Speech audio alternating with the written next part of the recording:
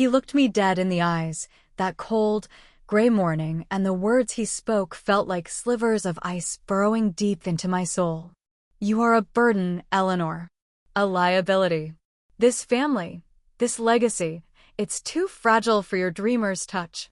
I remember the sting, still, sometimes, even after all these years.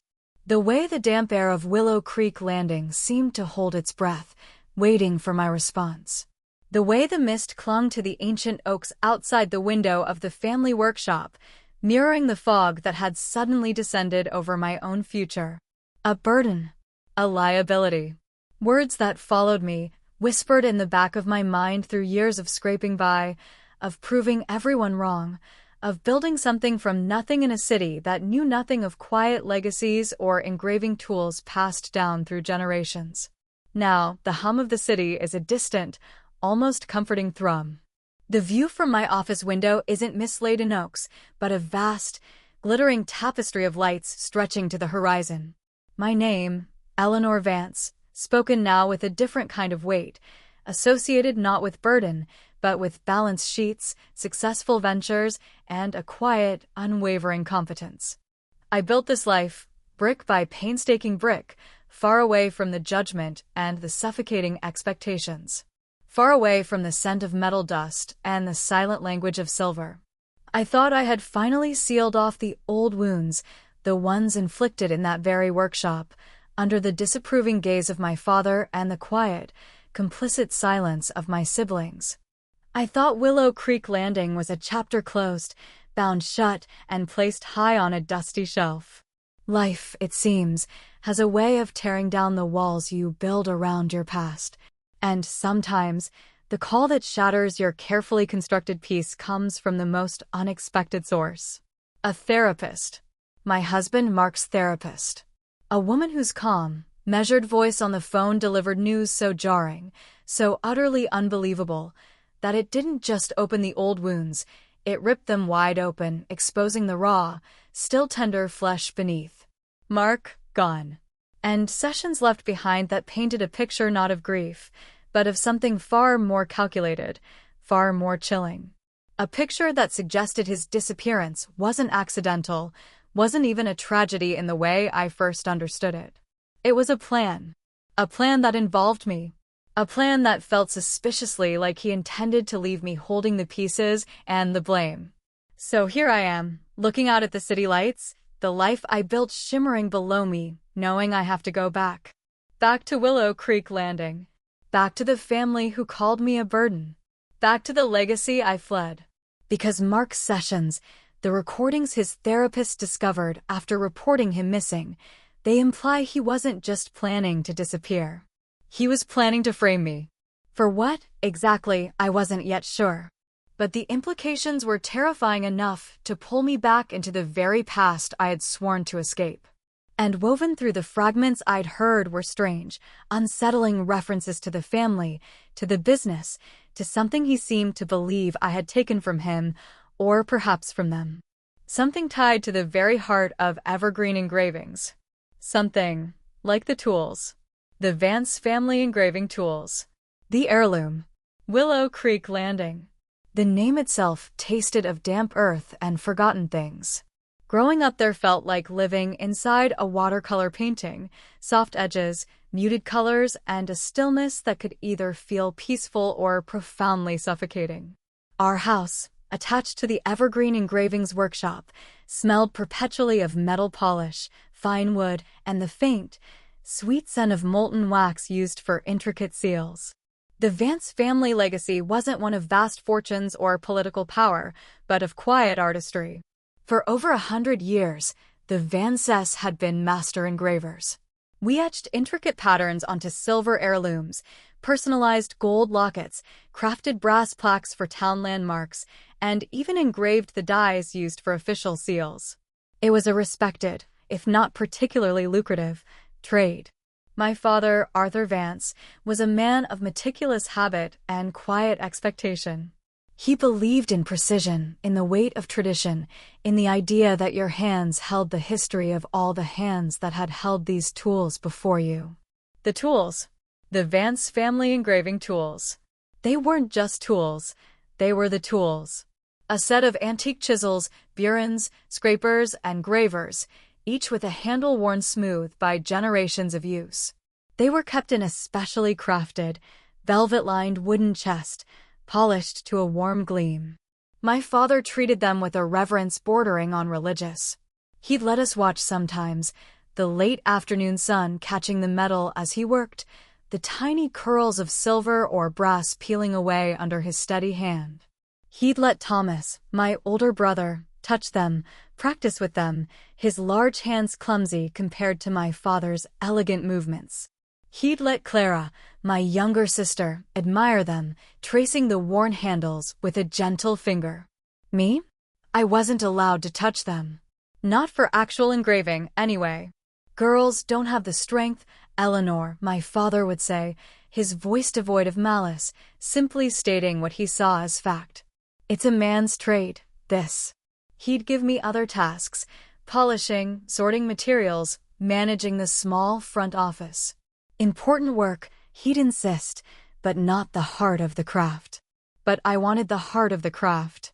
I'd sit for hours, watching him, watching Thomas try.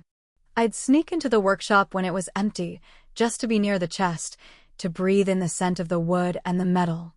I'd take scraps of soft lead or wax and try to mimic the movements I'd seen, using whatever I could find, a nail file, a sharpened stick.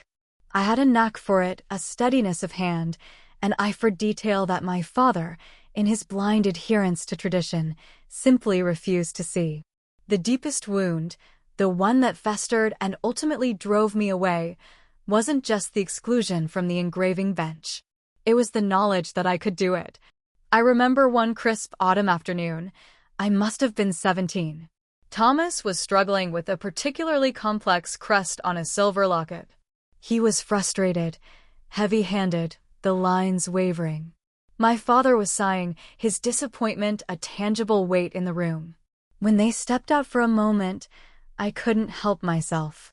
I slipped into Thomas's spot, chose a fine graver from the chest, my heart hammering against my ribs at the sacrilege, and in just a few quiet minutes, corrected a difficult section, refining the lines, bringing the intended sharpness back to the design. My father returned, looked at the locket, his eyes narrowing. A slow smile spread across his face. "Ah, Thomas," he said, clapping my brother on the shoulder. "You got it. I knew you would. Just needed to walk away for a moment, I suppose." Thomas beamed, relief washing over his face. I stood there, silent, the graver still warm in my hand, a knot tightening in my stomach. Thomas didn't see the change, he didn't know. My father, I think he did see. He looked at me then, just a flicker in his eyes, a hint of something I couldn't decipher. And then he turned back to Thomas, to the rightful heir to the bench. That was the moment.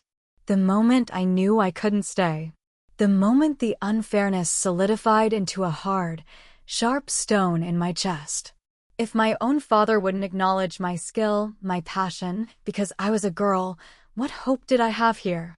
Willow Creek Landing, with its quiet traditions and unspoken rules, would always see me as a burden to the real work, a liability to the legacy. So, I left. The day after my 18th birthday. I packed a single bag, took the small amount of money I'd saved, and walked out while the mist still clung to the oaks. No dramatic goodbyes, just a note left on the kitchen table. The silence I left behind felt louder than any argument could have been. The city was a shock. Loud, indifferent, utterly exhilarating. I worked minimum wage jobs, saved every penny. I went to night school, studying business, finance. I didn't tell my family where I was or what I was doing. Letters from Clara arrived sporadically, filled with hesitant news of home, mentions of the workshop, of Thomas trying to keep things going. My replies were brief, evasive. The distance I had put between us wasn't just miles, it was a carefully constructed emotional barrier. It was during those years, working 3 jobs and studying until I fell asleep over textbooks, that I met Mark. He was charming, witty, full of grand ideas and smooth promises. He admired my drive, my ambition. He saw the strength I had cultivated, the resilience forged in the fires of feeling unwanted. He wasn't from a small town. His world was one of potential deals, investments, the exciting, unstable world of startups. He was everything Willow Creek Landing wasn't. He felt like the future. We built a life together, a good one. My career took off. I had a knack for spotting opportunities, for turning struggling ventures around. Mark, he dabbled. He had various projects, nothing that ever quite landed, but he was always optimistic, always talking about the next big thing. I supported us financially, comfortably so. He managed our home, our social life, handled the more domestic details. It worked for us. Or so I thought. There were times, looking back, when I saw a flicker of something in his eyes, resentment, perhaps, when another of his ventures stalled while mine soared. He'd make offhand comments about my practical success versus his visionary setbacks. I dismissed them as typical Mark, forever tilting at windmills. My parents passed away within a few years of each other. I went back for the funerals, brief, emotionally distant visits. Willow Creek Landing felt smaller, the air heavier. Thomas was running the business now, struggling, his face etched with worry. Clara was still there, trying to hold things together, her naturally gentle spirit worn thin. The workshop was dustier, less cared for. The chest with the engraving tools sat in its usual spot, but the wood looked dull, the brass fittings tarnished. It felt like the legacy itself was gathering dust. Each visit reinforced my decision to leave. The old dynamics reasserted themselves immediately. Thomas's quiet resentment, Clara's hesitant attempts at bridge building that always felt fragile, the townspeople's curious, judging stares. I was the one who had abandoned them, who had chosen a different path. My success, far from being a point of pride, seemed to be a silent accusation against their struggles. After my mother's funeral, Thomas cornered me. He was angry, his voice low and bitter. "You left us, Eleanor. Just walked away when things got hard. And now you swan back here in your fancy clothes, talking about your big city life, while I'm trying to keep Father's legacy alive with nothing." He gestured vaguely towards the workshop, the weight of it crushing him. That chest, those tools, they should have gone to me. The one who stayed, who actually cares. I remember the sharp intake of breath, the familiar sting. "Thomas," I started, trying to keep my voice even. "I had to leave. You know why. And Father, he didn't leave the tools to anyone specifically in the will. They're family property." "Family property that I've been caring for," he retorted, his voice rising. "While you were off building your empire." It was hopeless. The chasm between us was too wide, dug too deep over years of separation and misunderstanding. I left Willow Creek Landing that time feeling colder and more alone than ever. And then, the call. The calm voice of Dr. Evelyn Reed, Mark's therapist, reporting him missing. And then, the subsequent call, the one that chilled me to the bone. Dr. Reed had found session recordings on his computer, recordings he had seemingly made himself, not for therapeutic purposes, but as a narrative.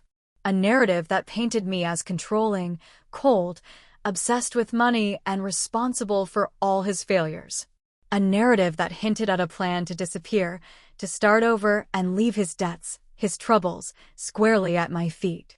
But worse, woven into his increasingly paranoid ramblings were mentions of Willow Creek Landing, of my family, of evergreen engravings, and, specifically, of something he called the Real Treasure. He spoke of a hidden value, a secret buried within the family legacy, something he felt I had somehow prevented him from accessing, something he felt entitled to. He talked about correcting the imbalance, about making them all pay. It was fragmented, disturbing, but the implication was clear. He wasn't just abandoning me. He was trying to implicate me in something, possibly tied to the very heart of my family's history. The heirloom, could that be the real treasure he was rambling about? The police were involved, of course.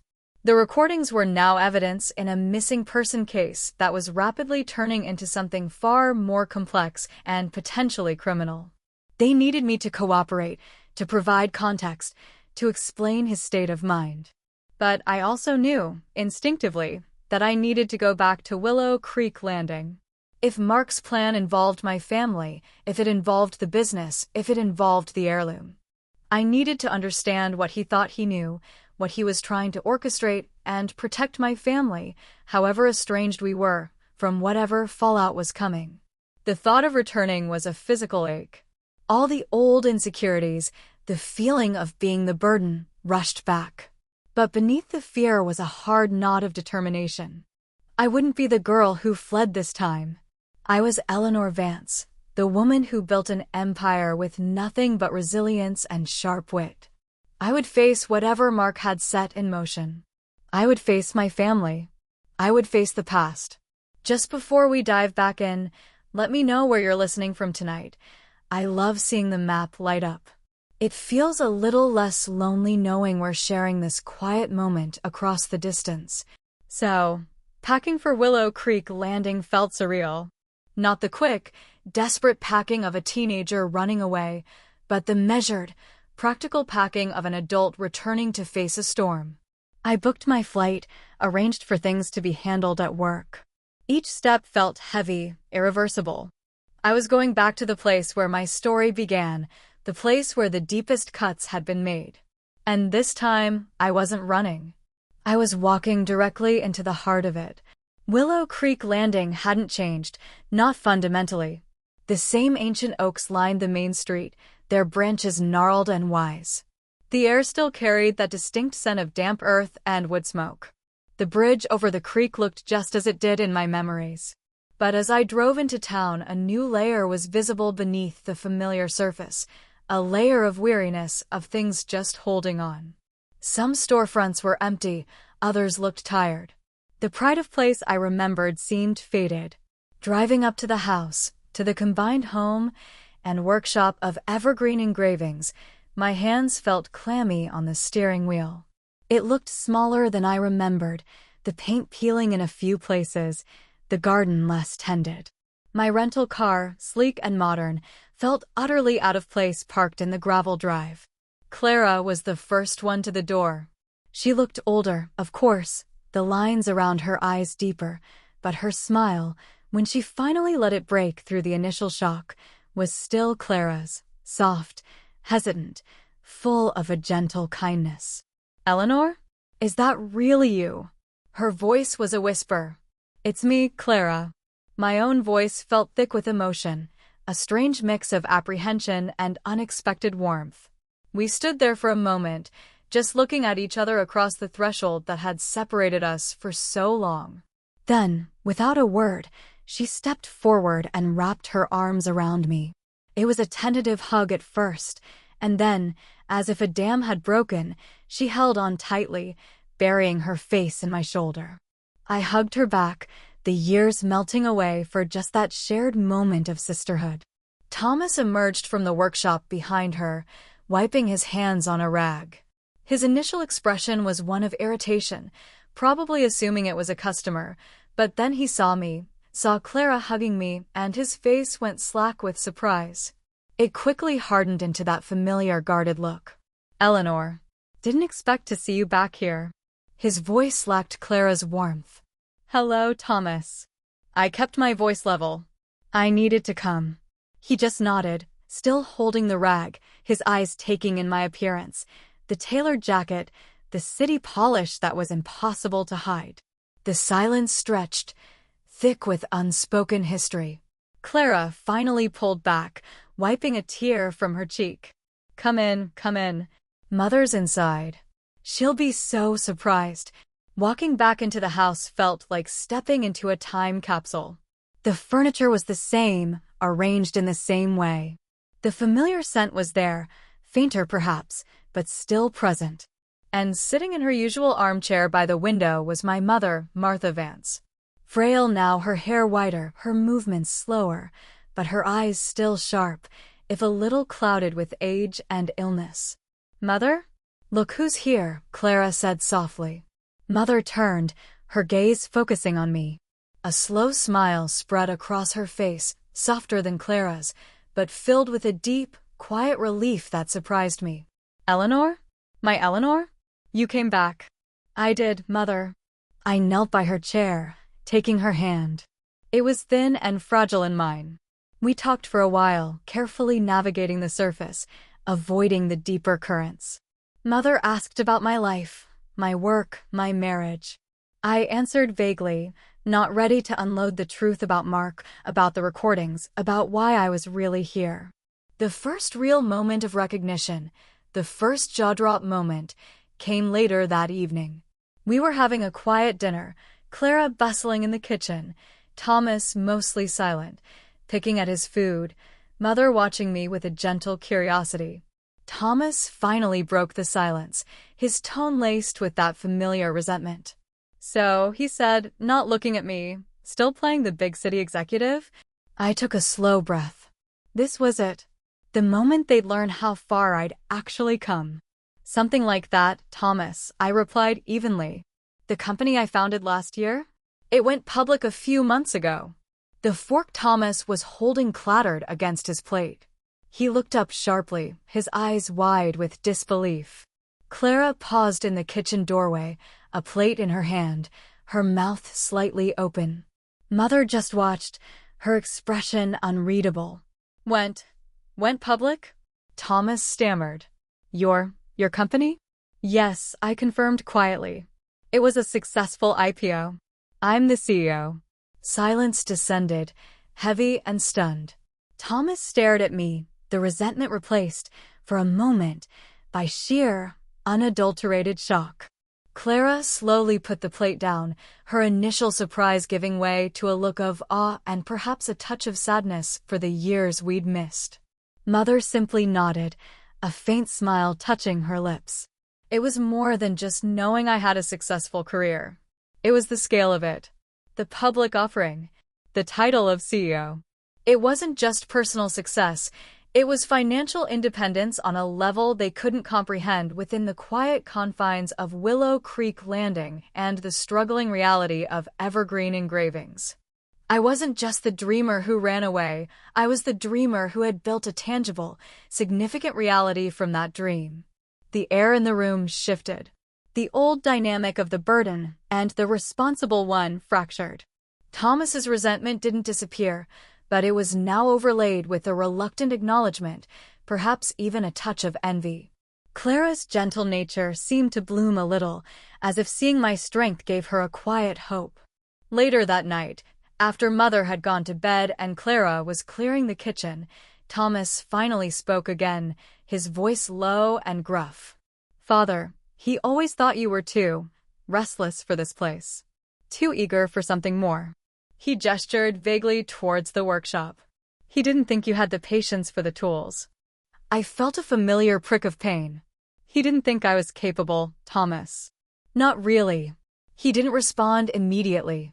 He walked over to the doorway that led into the workshop, just a few steps from the kitchen. The door was slightly ajar, and a faint scent of metal and wood drifted out. I knew, without seeing it, that the chest containing the Vance family engraving tools was in there, sitting on the workbench, a silent, heavy presence. "The business isn't doing well, Eleanor," he admitted finally, his voice barely audible. "It's hard. People don't want engraved silverware or custom plaques like they used to. It's all mass-produced now. And there are debts. More than I can handle." This was closer to the real reason I had to come back. Mark's ramblings, the mention of hidden value, of making them pay, it was starting to fit together in a terrifying way. Had he somehow gotten involved with evergreen engravings? Was he planning to exploit its financial vulnerability? "What kind of debts, Thomas?" I asked, keeping my voice calm, professional. He hesitated, clearly reluctant to share. "Just things. Bills. Loans. It's all gotten on top of me." He still didn't mention Mark. I wondered if he even knew about Mark's connection to the business, whatever it might be. The heirloom tools, sitting silently in the next room, felt like a physical weight in the conversation. They represented the legacy, the skill, the history. But in the face of financial ruin, were they just old tools in a dusty chest? Or did they hold a significance, a hidden value that Mark had somehow discovered? I knew I couldn't reveal the full truth about Mark and the recordings yet. Not until I understood more. But I also knew I couldn't stand by and watch the family business, the heart of Willow Creek Landing's quiet history, crumble. "Thomas," I said, standing up. "Let me help." He finally turned to look at me, a flicker of something unreadable in his eyes. Pride? Suspicion? Desperation? Help? How can you help? "I build things, Thomas," I said softly. "I turn around businesses. Let me look at the books. Let me understand the situation. Maybe there's a way." He didn't say yes, didn't say no. He just stood there, silhouetted in the workshop doorway, the silent guardian of a struggling past, while I stood in the kitchen, representing a future he couldn't have imagined just hours before. The heirloom chest was a silent third party in our tense negotiation, a symbol of everything we both loved and resented about our shared history. The following days were a delicate dance between revisiting familiar spaces and navigating the newly exposed fault lines in our family. I spent time with Mother, listening to her quiet stories, her memories often drifting back to earlier, happier times at evergreen engravings. She spoke of my father with a gentle fondness, remembering his dedication to the craft, his pride in the lineage of engravers. She also sometimes spoke of his worries, his anxieties about the changing times, the struggle to keep the business afloat even back then. Clara and I reconnected in the quiet way sisters do, sharing small confidences over cups of tea in the sun-dappled kitchen. She talked about the challenges of caring for Mother, of trying to support Thomas, of her own quiet life in Willow Creek Landing. She didn't ask too many questions about my life in the city, sensing, perhaps, that parts of it were still too raw to discuss openly. But her presence was a comfort, a soft counterpoint to Thomas's prickly distance. Thomas remained wary, but he did, eventually, grant me access to the business's financial records. They were, as he'd indicated, a mess. Years of neglect, outdated practices, mounting debt. It was clear he'd been trying, in his own way, but he lacked the modern business knowledge and the capital needed to turn things around. He was trapped by tradition and a changing market. Walking into the workshop again felt like stepping back in time. The heavy workbench, scarred and marked by decades of work, the scent of metal and oil, the quiet hum of the ventilation system. And there, in its place of honor, was the wooden chest containing the Vance family engraving tools. It looked even more neglected up close, a fine layer of dust dulling the polished wood, the brass fittings needing a good cleaning. Seeing it sitting there and used, or at least used far less than it should be, was a different kind of pain than the one I felt when I left. This was the pain of seeing something precious, something full of history and potential, slowly decaying.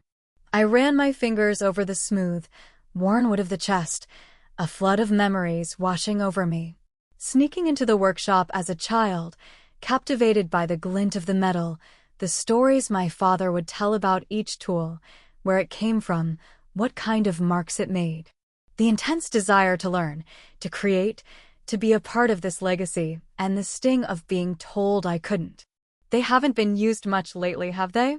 I said, more to myself than to Thomas, who had followed me in, watching me with narrowed eyes. He shrugged, leaning against a workbench. "Not much call for the kind of work they do anymore. Most jobs are simpler, quicker. These are for the really fine stuff." His tone was dismissive, almost bitter. It sounded like he saw the tools not as a link to the past and a potential for the future, but as a symbol of the outdated practices that were dragging him down. "They're more than just tools, Thomas," I said softly, turning to face him. "They're the heart of evergreen engravings. They're the reason we're Vances, the reason this place exists." "Doesn't pay the bills, Eleanor," he said flatly. We started spending our days in different parts of the house, me poring over spreadsheets in the quiet front office, him out in the workshop, trying to drum up business, tackling the few smaller jobs that came in. The house felt divided, two ships passing in the night, anchored in the same harbor but heading in different directions. One afternoon, I found Clara looking through old family photographs in the living room. She held up a faded picture, my father, younger, standing proudly next to the open heirloom chest, a tool in his hand, a look of quiet satisfaction on his face. He loved these tools so much, Clara murmured, her voice full of nostalgia. He used to say they had stories in them, stories from everyone who had used them. He wouldn't let me touch them, not really, I said, the old hurt still present. Clara looked at me, her eyes filled with sympathy. I know, Eleanor. He had his ideas about things. But he was proud of you, you know, even when you left. He used to follow your career in the papers, quietly. He never said much to Thomas or me, but he'd clip out articles about your company. I found them after he was gone. My breath caught in my throat. My father, secretly following my career? Clipping articles? It was a revelation that cracked through some of the hardened layers around my heart. He hadn't been entirely indifferent. He had just been unable to express it in the way I needed. It didn't erase the pain of his rejection, but it softened the edges. As I delved deeper into the business finances, I started finding things that didn't make sense. Unusual transactions, unexplained withdrawals, communications with individuals and companies I didn't recognize, some with addresses far from Willow Creek Landing. They were subtle at first, easily missed in the chaotic record-keeping, but they began to form a pattern that felt external, like someone else had been siphoning funds, or perhaps even investing in the business in a way that wasn't transparent. And then I found the email. Tucked away in an obscure folder on the workshop computer, an email exchange between Thomas and someone named M. The content was cryptic, referring to the plan, the valuation, and the asset. There were mentions of timelines and percentages, and a reference to Eleanor's return complicating things. My blood ran cold. Mark. He had been involved with Thomas, with the business. This wasn't just about framing me for his disappearance. It was tied to evergreen engravings. And the asset? The valuation? Was it the business itself? Or was it something else? Something hidden within the business?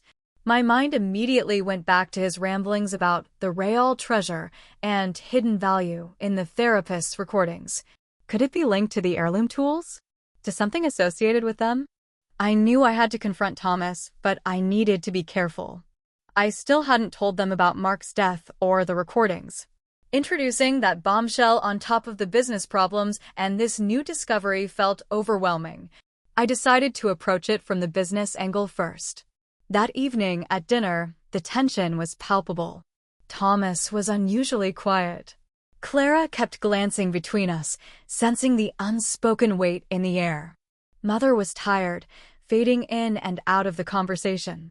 Thomas, I began, my voice steady despite the tremor in my hands under the table. I've been going through the business records. I found some unusual activity. He stiffened, his fork pausing midway to his mouth. What kind of activity? His voice was flat, guarded. Transactions that don't seem to relate to the day-to-day running of the business, I explained, watching his face. Withdrawals that aren't accounted for. And emails. His eyes narrowed. Emails? What emails? Emails between you and someone named M, I said, laying it out there. Discussing the plan, the asset, the valuation. His face drained of color. He looked suddenly older, more fragile. You shouldn't have been looking at those. They were on the business computer, Thomas, I replied firmly. And they seem to involve the business. What is the plan? Who is M? He pushed his plate away, the food untouched. He finally looked at me directly, and I saw not just resentment, but fear. It's complicated, Eleanor. Complicated enough that you were making deals behind my back? I asked, my voice sharper than I intended. Deals that involved the business, involved our family legacy? He lowered his gaze, his shoulders slumping. I was trying to fix things, Eleanor. The business was failing. I didn't know what else to do. Fix things with who, Thomas? With M. I pressed. Is M. Mark? His head snapped up. His eyes widened in disbelief.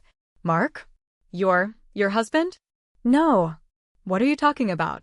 His reaction was so genuine, so utterly confused, that for a moment I doubted myself. Was someone else? But the timing, the connection to me, to the business, it felt too coincidental. Unless Mark was using a different name. Or unless he had involved Thomas without revealing his full identity or intentions. Mark. I began and hesitated. This was the moment.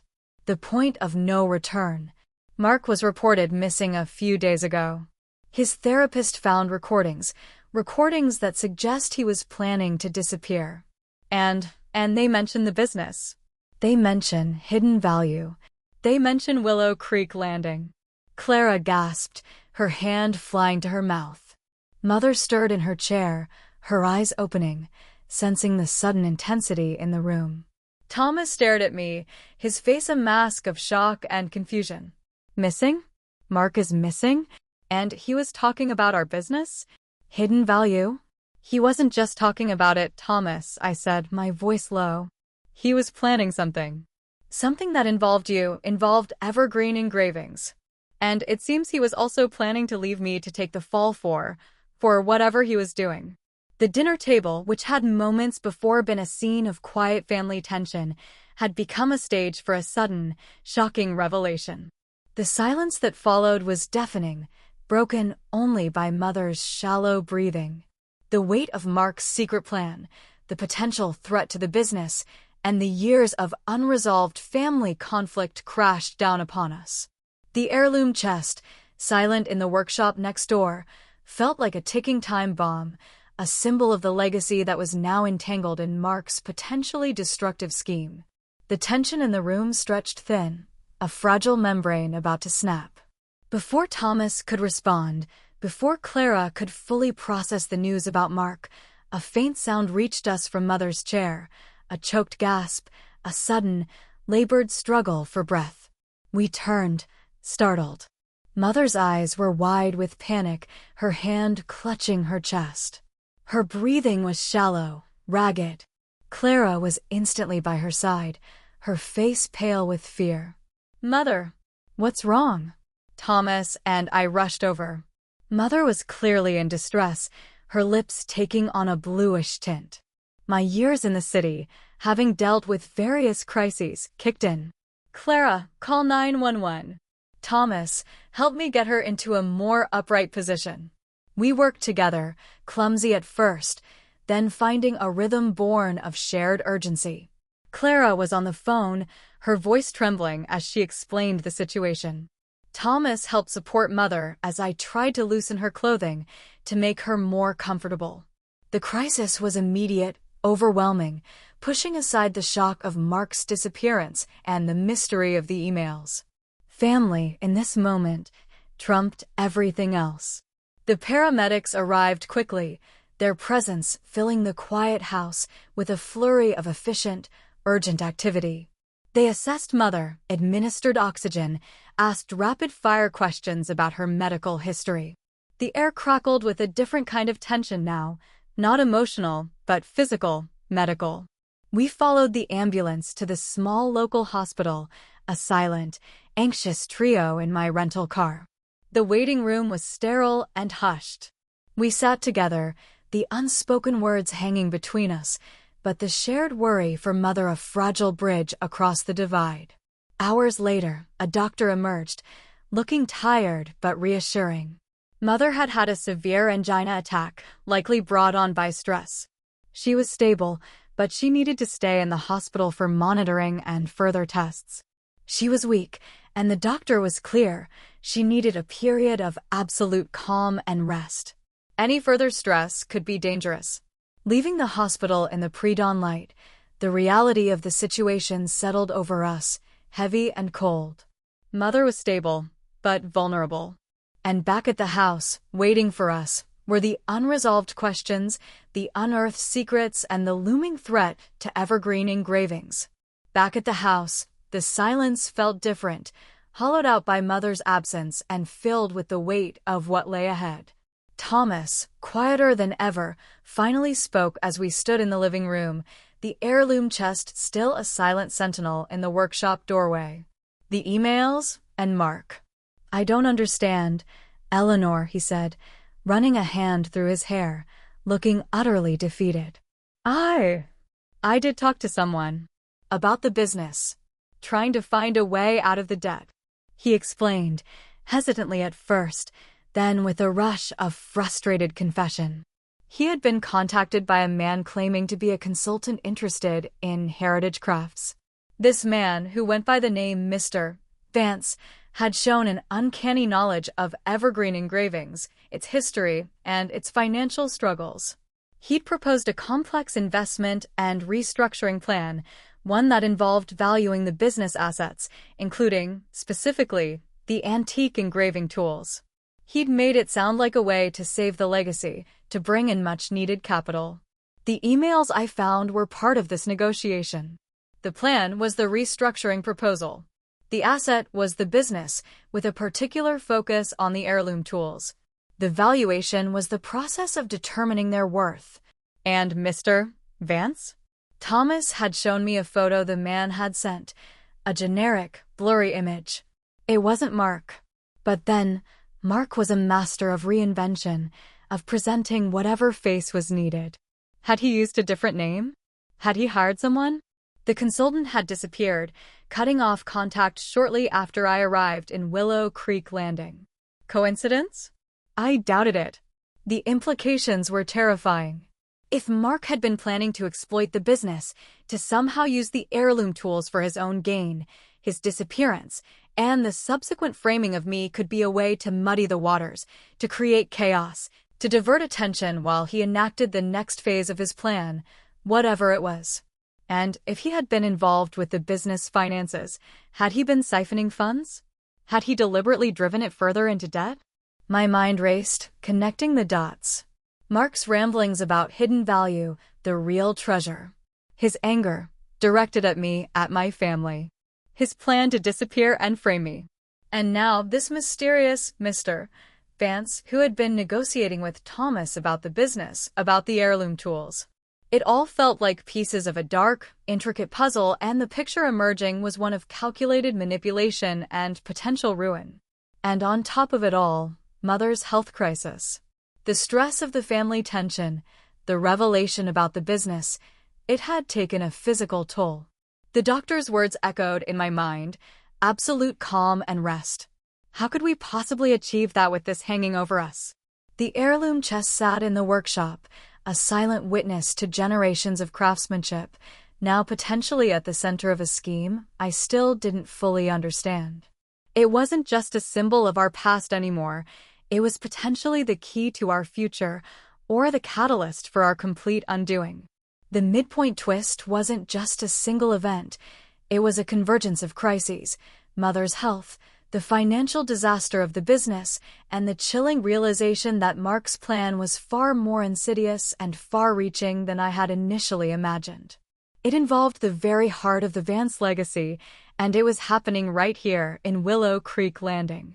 The house was quiet, unnervingly so. Mother was at the hospital, Thomas was in his room, lost in his own anxieties and the shame of being manipulated.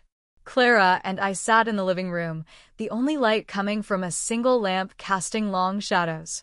The air felt thick with exhaustion and unspoken fears. "I don't understand, Eleanor," Clara said softly, breaking the silence. Why would he do this? To you? To us?" I sighed, leaning back against the worn cushions of the sofa. "I honestly don't know, Clara. I thought we had a good life. I didn't see this coming. Not this level of planning, of malice." I still couldn't bring myself to say the word dead with certainty. The recordings made his disappearance feel like a deliberate act, not an accident.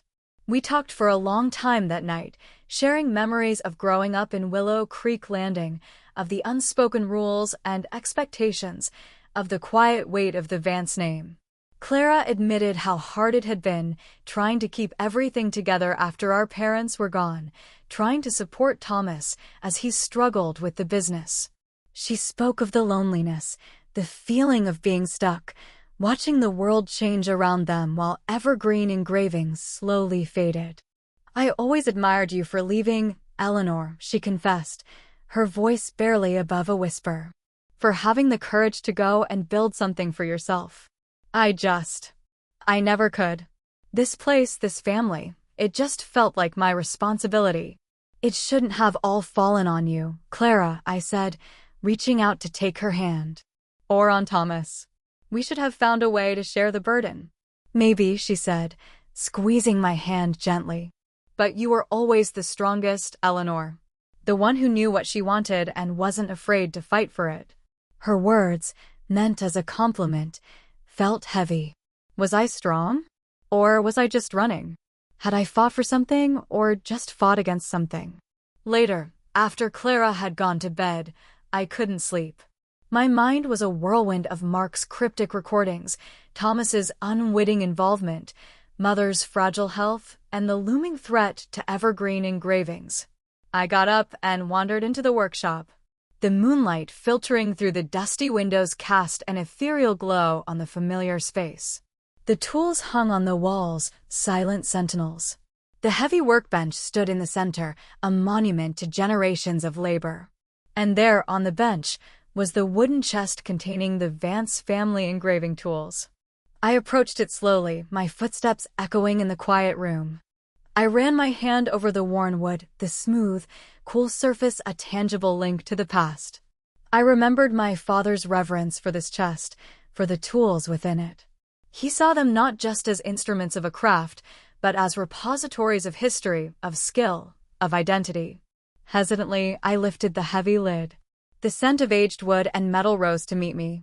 The tools lay nestled in their velvet lining, glinting softly in the moonlight. Each one was unique, shaped for a specific purpose, worn smooth by countless hands. My father knew the story of every single one, who had used it, what they had created with it. As I looked at them, my gaze fell upon something tucked beneath the velvet lining of the lid. A folded piece of paper, yellowed with age. It wasn't a formal document, but a letter, written in my father's familiar, precise hand. My heart gave a jolt. Had this been here all along? I carefully lifted the letter out, unfolding it gently. The paper was brittle, the ink slightly faded. It was dated years ago, shortly after I had left Willow Creek Landing. "My dearest Eleanor." The letter began, in a tone I had rarely heard from my father, soft, personal, almost hesitant. "If you are reading this, then you have found the tools and perhaps you have returned to Willow Creek Landing. I wanted to write this, not knowing if you would ever see it, but needing to say these things while I still can. Your leaving was a shock to me. More than a shock, perhaps. A deep disappointment. I had expectations for my children, for the future of evergreen engravings. Expectations born of tradition, of the way things have always been. But in the quiet days since you left, I have had time to reflect. I have seen Thomas struggle with the weight of expectation, and I have seen Clara try to hold our family together. And I have thought about you, Eleanor. I remember watching you, sometimes, when you thought I wasn't looking. Your fascination with the workshop, your quiet intensity as you watched me work. The way your eyes lit up when you talked about design, about possibility. I saw your skill, Eleanor. I saw your talent.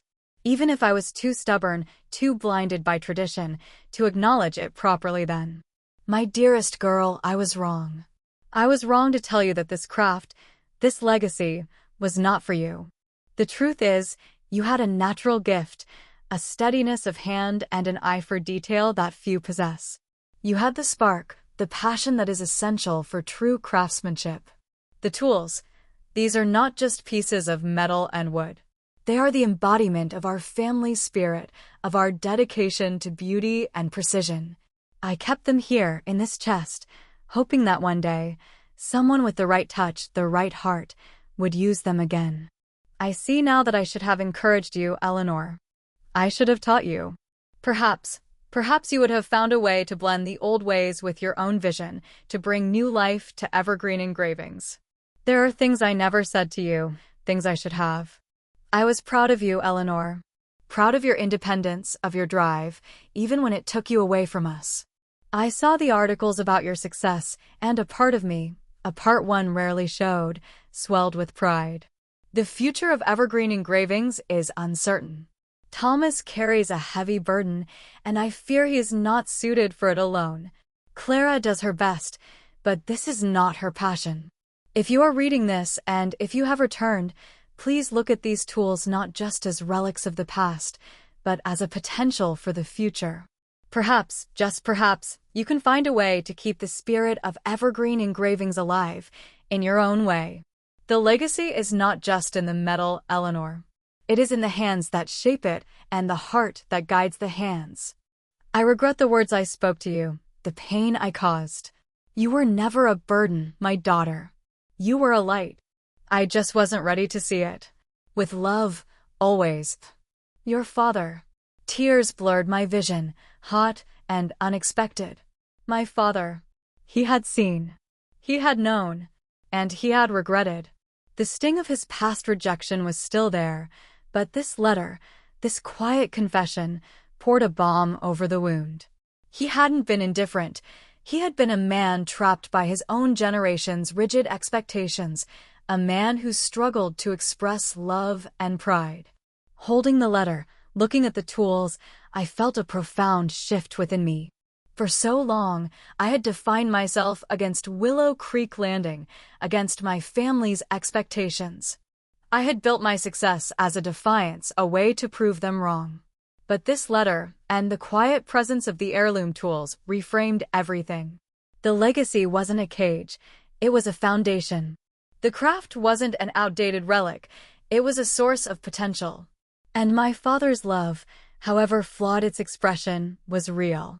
The mystery of Mark's plan, the threat to the business, the stress on my family, it was still all there, a heavy weight on my shoulders. But now, alongside the fear and uncertainty, there was a new sense of purpose. My father's letter, written in regret and hope, felt like a passing of the torch, a silent plea to the daughter he had once dismissed. The heirloom tools were no longer just symbols of a painful past. They were symbols of a potential future, a future I might be uniquely positioned to create. I folded the letter carefully, placing it back in its hiding place. I closed the chest, running my hand over the wood again.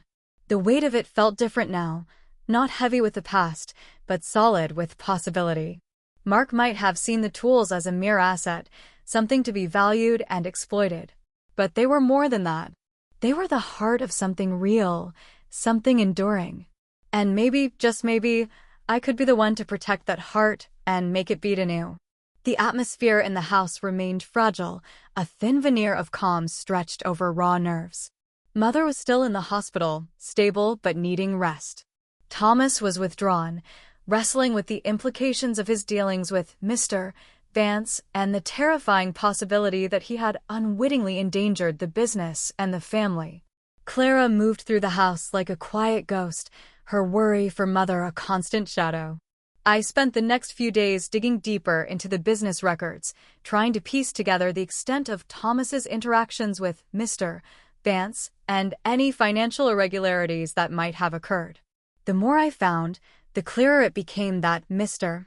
Vance, whoever he was, had been expertly manipulating Thomas, preying on his desperation and lack of business savvy. There were clauses in the proposed investment plan that were clearly designed to strip the Vances of control, to acquire the business assets at a fraction of their true value, and perhaps even to get his hands on the heirloom tools for reasons I still couldn't fathom. The timing of Mr. Vance disappearing right after I arrived felt less like a coincidence and more like a strategic retreat. Had Mark been monitoring me? Was he aware of my return? And if so, what was his next move? The uncertainty was a constant, low-grade hum of anxiety. I knew I had to have a proper conversation with Thomas, a confrontation that went beyond veiled accusations and hesitant confessions.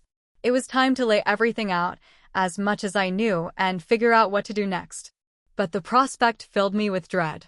Thomas's pride was a raw nerve, and admitting the extent to which he had been duped would be humiliating for him. The opportunity arose a few evenings later.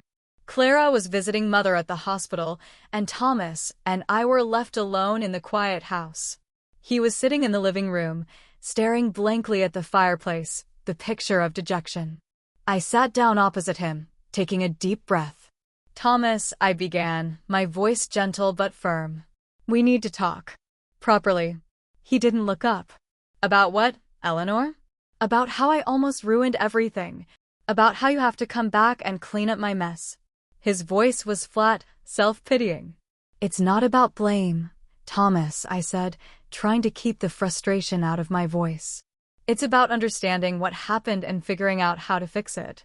I explained what I had found in the business records, the predatory nature of Mr. Vance's proposal, the clauses that would have effectively stolen the business from him. I showed him the email trail, pointing out the red flags he had missed in his desperation. As I spoke, he finally looked up, his face hardening. "So you're saying I was stupid? That I was easy to fool?" "I'm saying you were in a difficult position, Thomas," I corrected, "and someone took advantage of that. This Mr. Vance was clearly very good at what he did. He played on your fears, on your loyalty to Father's legacy." Then I moved on to Mark. I told him about the recordings, about Mark's plan to disappear and frame me, about his rambling mentions of the business, of hidden value, of Willow Creek Landing. I told him about the police investigation, the uncertainty surrounding Mark's whereabouts. Thomas listened, his initial defensiveness slowly giving way to a bewildered horror. So you think Mark, your husband, was Mr. Vance?" "I don't know for sure," I admitted. "The photo doesn't match. But he was involved somehow, Thomas. The timing of the consultant disappearing, the connection to the business, the things he said in the recordings, it's too much to be a coincidence." "But why?" Thomas asked, his voice full of confusion. "Why would he target evergreen engravings? Why would he target us?" "That's what I haven't figured out yet," I said, leaning forward. He talked about hidden value, about the real treasure. "I keep coming back to the tools, Thomas.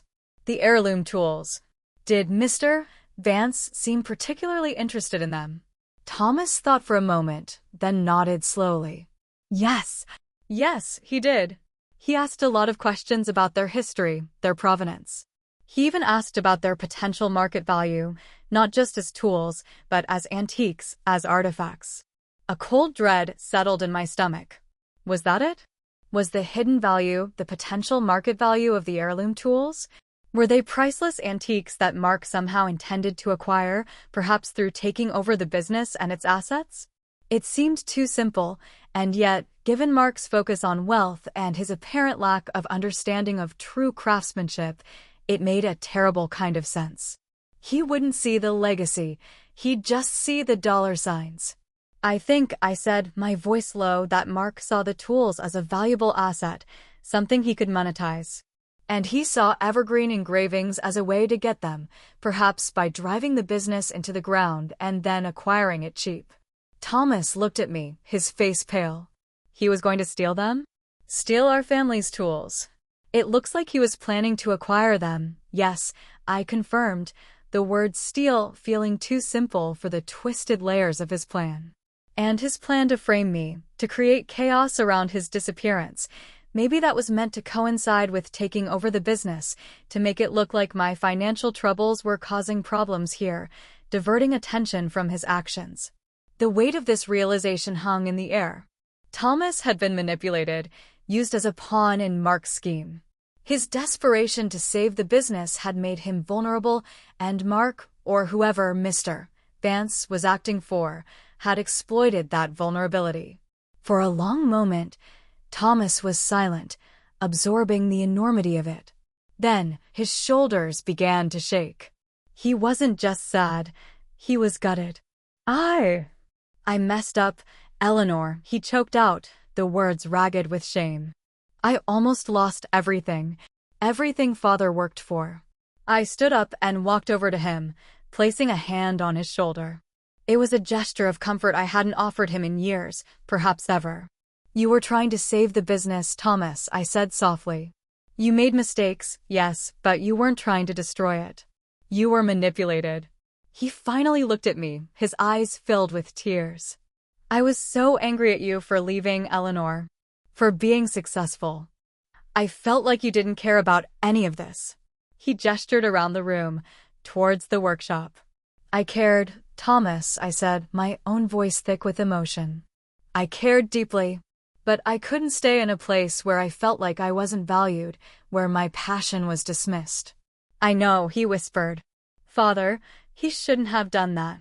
He shouldn't have told you those things. The silence that followed was different from the tense silences we'd shared before. This one was filled with the fragile beginnings of understanding, of a shared vulnerability. We had both been hurt by the past, by the unspoken expectations and the acknowledged disappointments. Later that night, Clara returned from the hospital, looking exhausted but relieved. Mother was resting comfortably. We sat together in the kitchen, the three of us, the siblings who had been estranged for so long. I showed them my father's letter, reading it aloud. As I read his words of regret, of acknowledging my talent, of hoping I could find a way to keep the legacy alive, Thomas and Clara listened, their faces etched with emotion. When I finished, the silence returned, but it was a warm silence, filled with the quiet resonance of a father's belated love and a shared history. He really did see it, Thomas said, his voice rough. He saw that you had the gift. Clara reached for my hand again, squeezing it. I always knew, Eleanor. I always knew you were meant for something special. Reading the letter, sharing that piece of our father with them, felt like another layer of the past being gently peeled away. It didn't erase the pain, but it provided context, understanding. It helped bridge the gap that had grown between us. But the external threat remained. Mark, or Mr. Vance, was still out there, his plans unclear but undoubtedly dangerous. Mother was still fragile. And the business, the heart of our family legacy, was still in precarious financial straits. So, Thomas said, his voice firmer now, a flicker of determination in his eyes. What do we do? What do we do about Mark? About the business? The question hung in the air. It was no longer just my problem, or Thomas's problem, or Clara's worry. It was our problem. The fragmented family, brought back together by crisis and a father's hidden letter, now had to decide how to face the future, how to protect the legacy, and how to confront the ghost of Mark's scheme that still haunted Willow Creek Landing. The heirloom tools, silent in the workshop, felt less like a burden now, and more like a challenge, a call to action. They were the anchor to our past, and perhaps the key to our survival. The following days were a flurry of quiet activity and tense planning. We couldn't involve the police too deeply yet. The investigation into Mark was ongoing, and revealing the full extent of his potential scheme, especially the connection to Mr. Vance and the business, felt premature and potentially disruptive to the fragile progress we were making as a family. Our immediate focus had to be on protecting Mother, securing the business, and figuring out Mark's next move. I took charge, naturally falling into the role of strategist and decision-maker. Thomas, humbled by his unwitting role in the near disaster, was surprisingly cooperative, though still clearly struggling with the blow to his pride. Clara, with her gentle strength, became our anchor, managing the household, caring for Mother, now home from the hospital, weak but recovering, and offering quiet support to both of us. We worked together to review the business finances, to understand the full extent of the debt and the potential vulnerabilities Mr. Vance had been targeting. It was worse than I initially thought, but not insurmountable. It would require drastic measures, a complete restructuring, and a significant injection of capital. Capital I had, thanks to the life I had built away from Willow Creek Landing. The biggest challenge remained the heirloom tools. If Mark believed they held significant monetary value, they were a target. But selling them was unthinkable. They were the heart of evergreen engravings, the embodiment of our family history. My father's letter echoed in my mind.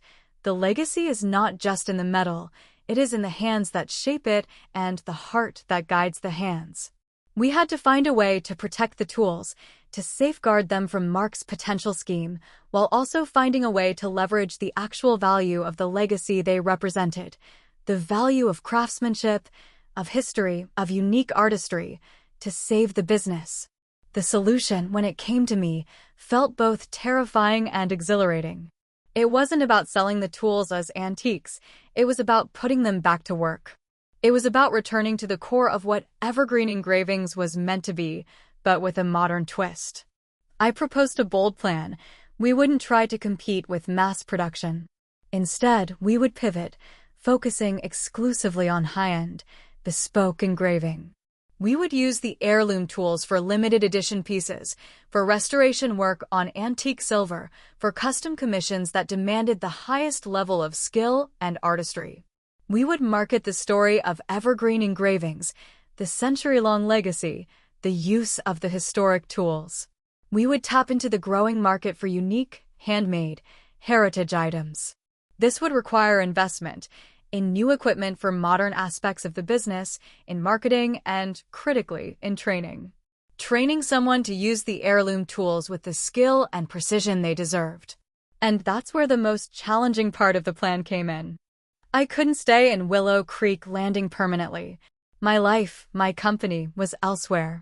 Thomas, despite his best efforts, didn't have the ingrained skill or the passion for the intricate work required by the heirloom tools. Clara had no interest in the craft. There was only one person left with the potential, the eye and the deep, if dormant, connection to the tools. Me. I looked at Thomas, then at Clara. I can invest the capital, I said, my voice steady. I can handle the business restructuring, the marketing. But this new direction, it requires someone with the skill, someone who understands the tools, who can do the intricate work. I paused, the weight of my father's letter heavy in my heart. I can do it. Thomas and Clara stared at me, stunned. You.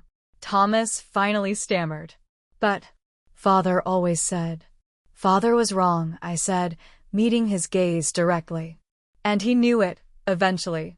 I told them about the letter, my voice thick with emotion as I shared his words of regret and hope. Reading the letter aloud again, in the quiet certainty of the workshop, felt like a confirmation of a path I had to take. It wasn't just about saving the business, it was about honoring my father's true legacy, the legacy of skill and passion he had struggled to acknowledge in me. The plan was met with hesitant acceptance from Thomas and quiet relief from Clara. It was a lifeline, a chance to save evergreen engravings, a chance to build something new from the old foundations. But the threat of Mark, of Mr. Vance, still lingered. We needed to secure the tools, to make them inaccessible to anyone who might try to acquire them by force or deception. I contacted a security expert, arranging for a state-of-the-art safe to be installed in the workshop, a place where the heirloom chest could be stored securely when not in use. The day the safe was installed was a quiet, solemn one. We carefully placed the heirloom chest inside, the heavy steel door closing with a soft click. It felt like both an act of protection and a symbolic turning point. The tools were safe, for now. Our plan hinged on creating value through craftsmanship, on making the tools central to a revitalized business. But we also had to be prepared for Mark to make his move, to try and interfere, to claim his supposed asset. The confrontation, when it came, wasn't with Mark himself, but with the consequences of his actions. A few days later, as I was working in the front office, going through more of the old business records, I stumbled upon something else Mr. Vance had orchestrated. A carefully worded legal document tied to the investment Thomas had been considering. It wasn't just an investment plan. It was designed to give Mr. Vance, significant legal leverage, the ability to seize control of the business and its assets, including the heirloom tools, if certain conditions weren't met. And the conditions were designed to be impossible for Thomas to meet on his own. The document was complex, deliberately confusing, but the intent was clear. It was a hostile takeover disguised as a helpful investment. This document wasn't just a threat, it was a potential disaster. If Mr. Vance, if Mark could prove Thomas had agreed to these terms, he could potentially force the sale of Evergreen Engravings and seize the heirloom tools legally. My heart pounded in my chest. We had to act fast. I immediately called my legal team in the city. They confirmed my fears. The document was highly predatory, but if signed, it could hold legal weight. We needed a public declaration, a clear statement that Evergreen Engravings was not for sale, that its ownership was firmly with the Vance family, and that we were actively revitalizing the business under new direction. It had to be undeniable, something that would invalidate any claims Mr. Vance might try to make based on his dealings with Thomas. The perfect opportunity arose a few days later, the annual Willow Creek Landing Founders' Day Fair. It was a town tradition, a chance for local businesses and artisans to showcase their work. Evergreen Engravings always had a small stall, but this year, I decided we would make a statement. We set up our booth in a prime location. We displayed some of the finest pieces of engraving from the family collection, highlighting the history and skill. And in the center, on a velvet cloth, sat the heirloom chest, its lid open to reveal the gleaming tools within. We also displayed some initial prototypes of the new, high-end pieces I envisioned, incorporating modern design with the traditional engraving techniques. I had also arranged for a small press release to be sent out, announcing my return, my investment in Evergreen Engravings, and our new focus on bespoke, heritage engraving. The fair was bustling. Townspeople, many of whom I hadn't seen in years, stopped by the booth, their initial curiosity turning to surprise as they saw me, saw the display, heard about the changes. Thomas and Clara were by my side, helping, talking to people, their pride in the family legacy slowly resurfacing. And then I saw him. A man standing at the edge of the crowd, watching our booth with an intensity that sent a shiver down my spine. He wasn't Mr. Vance from the blurry photo, but there was something about him. The way he held himself, the calculated look in his eyes, that felt familiar in a disturbing way. Was he connected to Mark? Was he here to assess the situation, to see if his plan was still viable? He didn't approach. He just watched for a long moment, then turned and disappeared back into the crowd. His presence, however brief, was a stark reminder that the threat was still real, still active. As the fair drew to a close, I stood by the heirloom chest, looking out at the faces of the townspeople, at Thomas and Clara smiling as they talked to a customer. This wasn't just about a business anymore. It was about family, about legacy, about standing firm against those who sought to exploit or destroy. Then I made my move. I had prepared a short speech, a public declaration. I stepped forward, cleared my throat, and addressed the remaining crowd. "Good evening, everyone," I began, my voice clear and strong. "For those of you who don't know me, I'm Eleanor Vance. I grew up here at Evergreen Engravings, and I've returned to ensure that the legacy of this family, of this craft, continues for generations to come." I spoke about the history of Evergreen Engravings, about my father, about the significance of the heirloom tools. I announced my investment and our new direction, emphasizing our commitment to high-end, bespoke engraving, using the traditional techniques and, specifically, the Vance family engraving tools. Evergreen Engravings is not for sale, I stated firmly, my gaze sweeping across the crowd, lingering for a moment on the spot where the mysterious man had stood. The Vance family legacy remains in the hands of the Vances. We are here to stay, to build, and to continue the tradition of fine craftsmanship that has been the heart of Willow Creek Landing for over a century. My words hung in the air, a clear, public challenge to anyone who thought they could acquire the business or its assets through deceit or manipulation. It was a statement of intent, a reclaiming of our heritage. As the crowd applauded, a sense of calm washed over me. The plan was public. The threat was acknowledged, even if not fully understood. I had stepped up, taken the reins, and used the very success I had built away from Willow Creek Landing to protect the heart of our family's legacy. The heirloom tools, gleaming in the fading light, felt not like a burden, but like a source of strength, a connection to the past that would guide us into the future. I had saved the business, not just financially, but by reaffirming its true value, the value of skill, of history, of a legacy carried forward by willing hands and a hopeful heart. 1 year later, Willow Creek Landing still held its quiet charm, the rhythm of life dictated by the seasons and the gentle flow of the creek. But there was a new energy in the air, a subtle shift that felt like hope taking root. Evergreen Engravings was thriving, not in the way a large corporation thrives, but in the way a revitalized heritage craft business should. Our focus on bespoke, high-end engraving had found its niche. We were getting commissions from collectors, from museums needing restoration work, from individuals looking for truly unique, handcrafted pieces. The story of the Vance family, of the century-long legacy and the heirloom tools, resonated with customers who valued authenticity and artistry. The workshop, once dusty and neglected, was now a place of quiet industry. Thomas had, after initial reluctance, embraced the new direction. He wasn't doing the intricate work with the heirloom tools. That had fallen to me, just as my father's letter had seemed to anticipate, but he had found his place. He managed the workshop, oversaw the less intricate engraving work, and, surprisingly, had a knack for sourcing materials and managing production. He still struggled with his pride sometimes, the lingering shame of being manipulated, but there was a newfound respect between us, a quiet acknowledgement of each other's strengths. Clara was our heart. She ran the front office, handled customer inquiries, and her gentle, genuine nature made her the perfect bridge between the workshop and the outside world.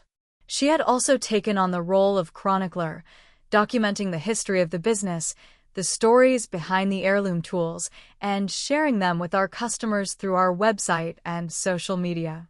She was telling the story of Evergreen Engravings, weaving the narrative that gave our work its depth and meaning. Mother was doing well, her health stabilized.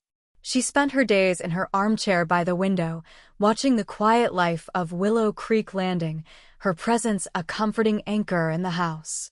She loved hearing about the new commissions, about the customers who appreciated the fine craftsmanship. Seeing the business, the family legacy she and father had built, not just surviving but finding new life, brought her a quiet joy. And me? I divided my time between the city and Willow Creek Landing.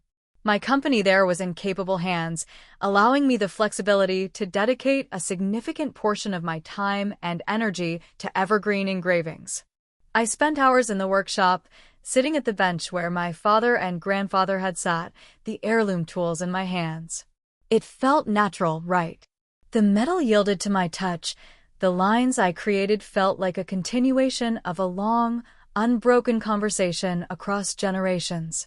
It wasn't just work, it was a connection, a homecoming. The mystery of Mr. Vance was never fully resolved.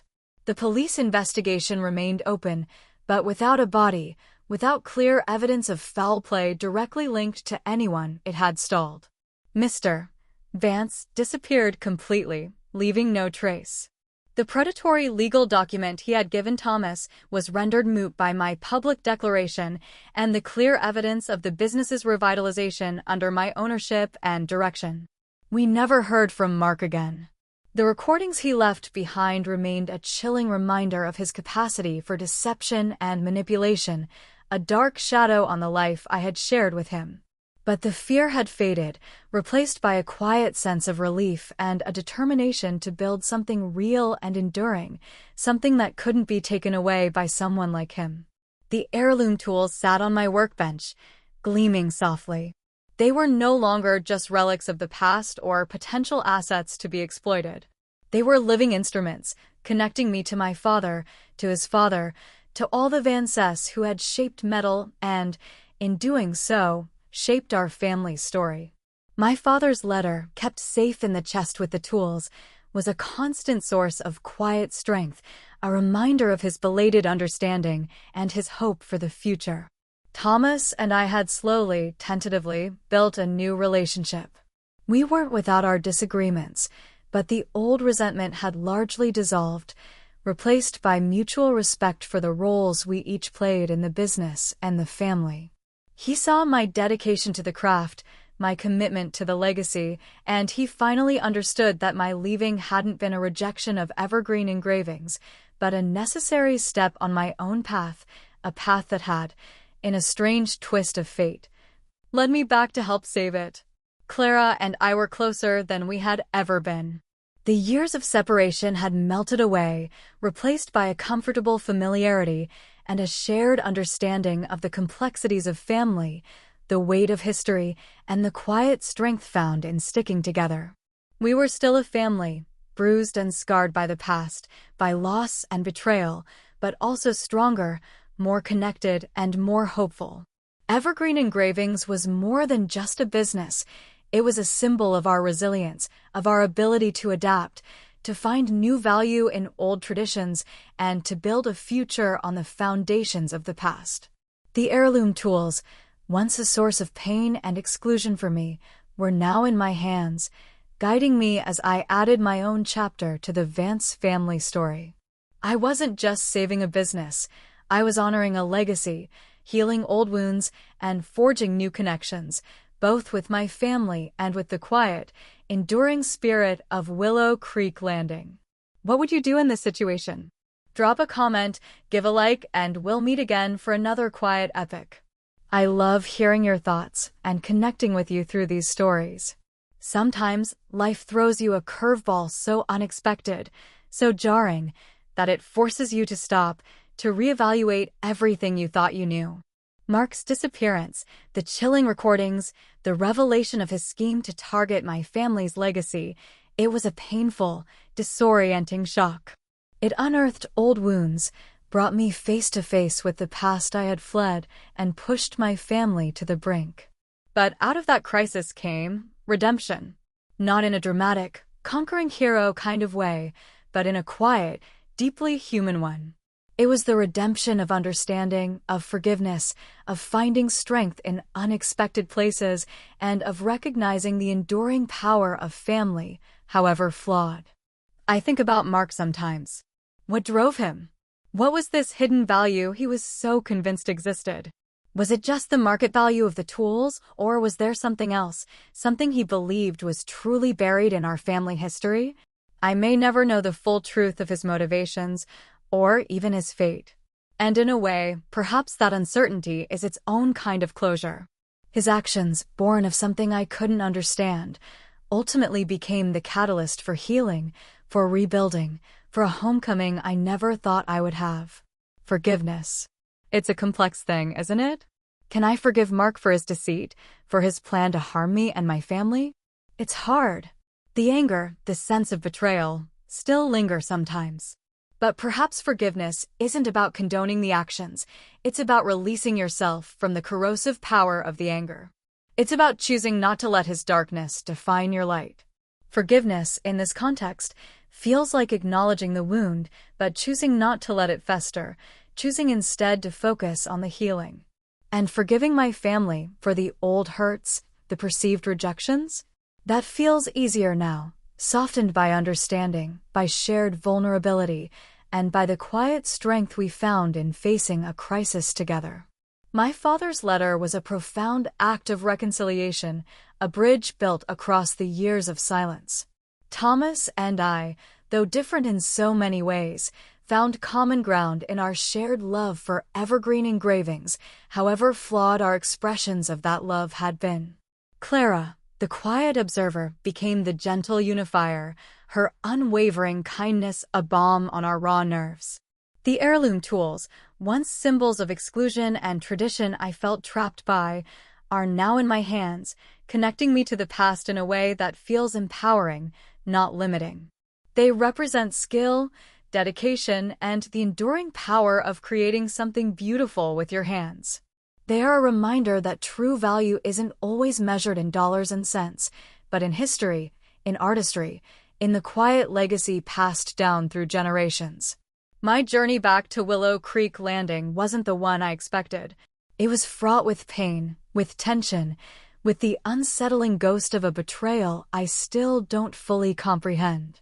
But it was also a journey of rediscovery, of reconciliation, and of finding my place in a story I thought I had left behind. The quiet rhythm of life here, the scent of metal dust and wood smoke, the gentle flow of the creek, it all feels like home now, in a way it never did before. I am not a burden here. I am a part of something, a link in a chain that stretches back over a century. And the legacy of evergreen engravings? It's not just about engraving on metal. It's about resilience, about adaptation, about finding new life in old traditions. It's about the stories held within the worn handles of the tools, the stories of the hands that shaped them, and the stories of the hands that continue to shape them today. It's a gentle, quiet epic, still unfolding.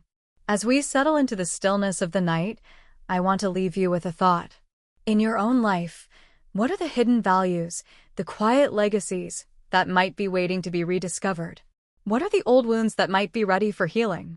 Sometimes, the most unexpected challenges are the ones that lead us back to ourselves, back to our roots, and back to the people and places that truly matter. Thank you for joining me on this quiet journey back to Willow Creek Landing. I hope the gentle rhythm of this story has brought you a sense of peace, of possibility. If you're enjoying this gentle unraveling, tap subscribe. Tomorrow's chapter is one you won't want to miss. We'll delve a little deeper into the process of using the heirloom tools and the quiet satisfaction of working with your hands. Remember, the night is a time for rest, for reflection. Let the quiet settle over you. What would you do in this situation? Drop a comment, give a like, and we'll meet again for another quiet epic. Your engagement means the world and helps these stories reach others who might need a moment of gentle escape. Good night. May your dreams be peaceful, and may you find the quiet strength within you to face whatever tomorrow brings.